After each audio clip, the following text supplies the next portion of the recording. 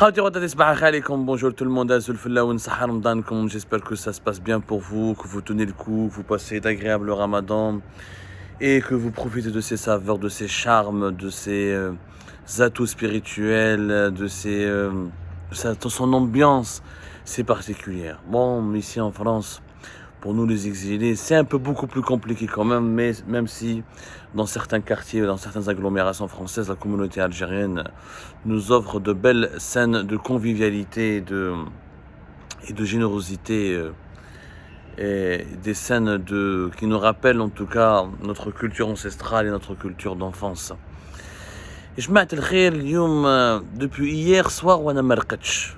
Pas comme je ne dors plus, Wallah, je ne dors plus. Le métier que je fais, travailler sur l'actualité algérienne, ça devient très compliqué. Franchement, on a du mal quand même à se préserver soi-même, à préserver son mental, à préserver sa santé. Tellement nous sommes révoltés par certaines informations qui nous sont comme ça, qui nous viennent à la figure, comme une gifle, qui nous sont balancés à la figure comme ça, comme une violente gifle, et qui nous réveillent de notre torpeur et qui nous plongent dans une angoisse indescriptible parce qu'on n'arrive pas à trouver les solutions à notre chère Algérie qui a tellement d'atouts, tellement de potentiel pour être un pays heureux, développé, épanoui, un pays exceptionnellement prospère. Et nous allons parler tout à l'heure de la prospérité.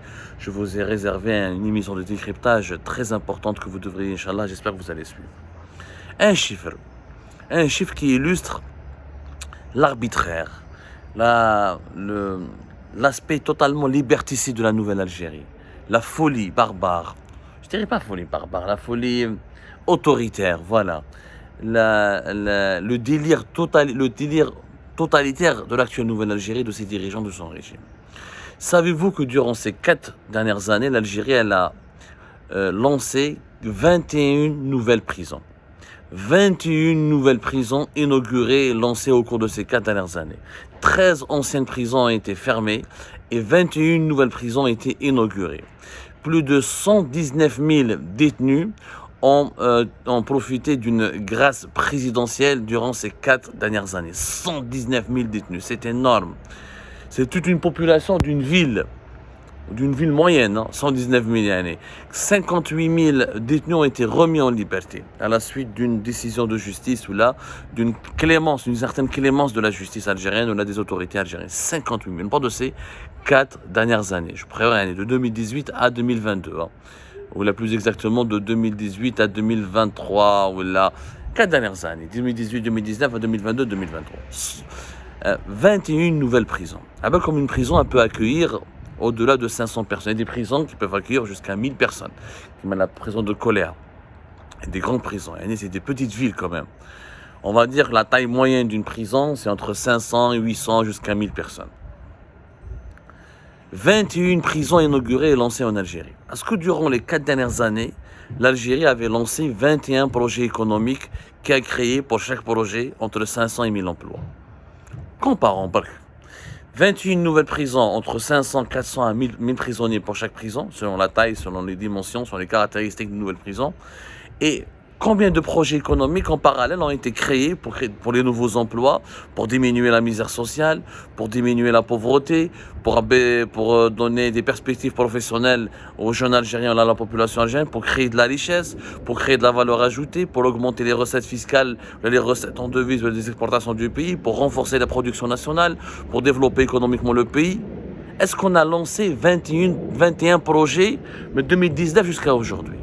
J'ai beau chercher, je ne trouve même pas 5 projets qui ont été lancés.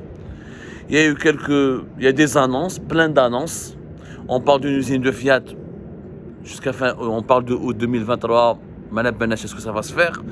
On parle de 4 nouvelles stations de dessalement de l'eau de mer. Je venais à peine une bateau cassé. Il y a encore, c'est pas une usine, c'est une installation de service public. Une unité de dessalement de l'eau de mer, ça ne recrute pas une centaine d'employés.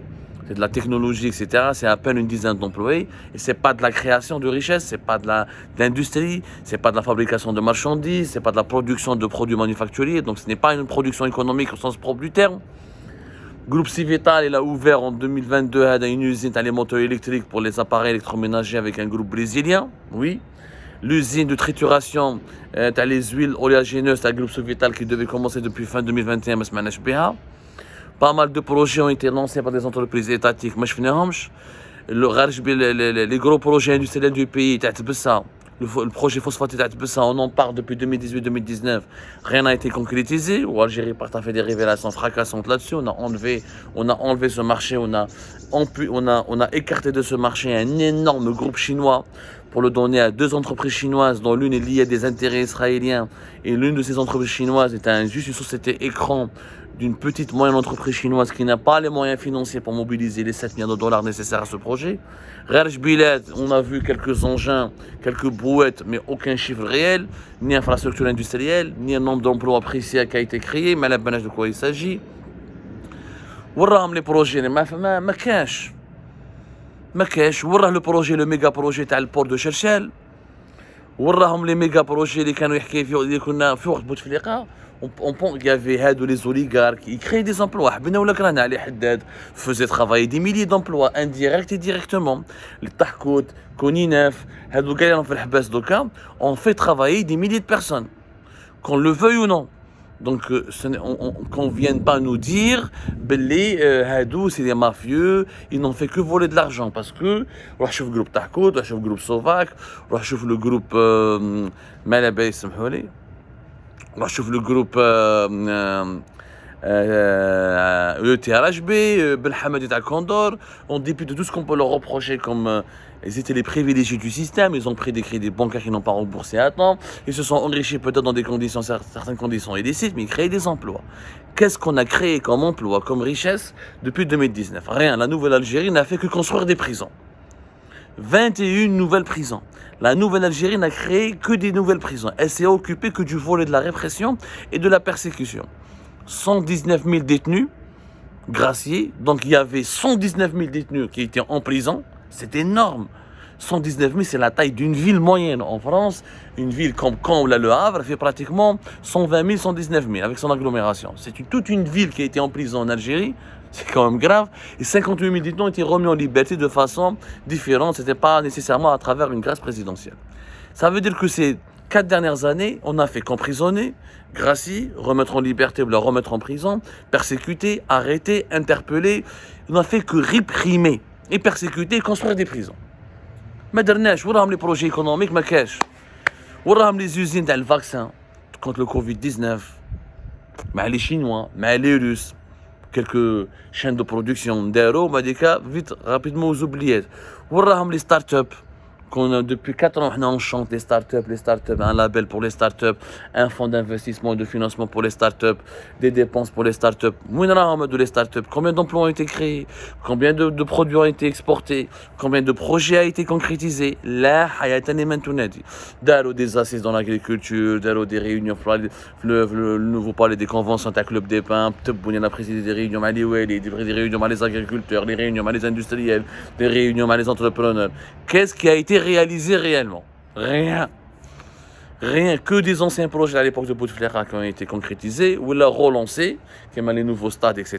Et c'est pas des emplois, et c'est essentiellement des projets qui ont été confiés à des entreprises étrangères. Le BTP, le bâtiment, qui est l'un des secteurs les plus importants dans l'économie algérienne, tous les projets, comme à l'époque de Bouteflika, c'était les Chinois, avec c'est les Turcs.